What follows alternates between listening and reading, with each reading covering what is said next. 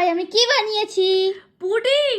হ্যাঁ, জানো তো আমি প্রথমবারের মতো আজকে পুডিং বানিয়েছি। আমি তো ভাবতেই পারিনি আমি নিজে হাতে এত সুন্দর ক্যারামেল পুডিং বানিয়ে ফেলবো। চলো তোমাদের সাথে রেসিপিটা শেয়ার করে দিই। তো প্রথমেই তো আমি দুধটাকে ভালো করে গরম করে নিয়েছি। এবার আমাদের লাগবে দুটো ডিম, আর ওই দুটো ডিমকে ভালো করে বিট করে নেব। তোমাদের কাছে বিটার না থাকলে চামচের সাহায্যে অনেকক্ষণ সময় নিয়ে ভালো করে বিট করে নিও। এবার গরম করা দুধের মধ্যে 2 চামচ চিনি দিয়ে ভালো করে ঘন করে জাল দিয়ে নেব। এবার চলো আমাদের ক্যারামেল রেডি করতে হবে। তো বেশ কিছুটা চিনি নিয়ে নিয়েছি। এবার সময় নিয়ে ক্যারামেল করে নেব। মনে থাকে জানো, গ্যাসটা যেন লো থাকে, কারণ বেশি পুড়ে গেলে আবার তিতো লাগবে। সব জোগাড় জাতি ডান। এবার মেন প্রসেসের পালা, চলো। এবার ক্যারামেলটা গরম থাকা অবস্থাতেই একটা টিফিন কৌটোর মধ্যে দিয়ে দেব। ক্যারামেলটা দিয়ে ভালো করে স্প্রেড করে নেব। এবার ওই ফ্যাটানো ডিমের মধ্যে আস্তে আস্তে দুধটা দিয়ে দেব। আর মনে থাকে জানো, দুধটা যেন একদম ঠান্ডা হয়ে যায়। আর দেব একটুখানি ভ্যানিলা এসেন্স। এবার সবটা ভালো মতো মিশিয়ে টিফিন বক্সে ঢেলে দেব। এবার কড়াতে কিছুটা জল দিয়ে টিফিন বক্সটা বসিয়ে দেবে এবং তার উপরে ভারী কিছু চাপা দিয়ে দেবে। ব্যাস, এবার গ্যাসে বসিয়ে 30 মিনিট মতো অপেক্ষা করব,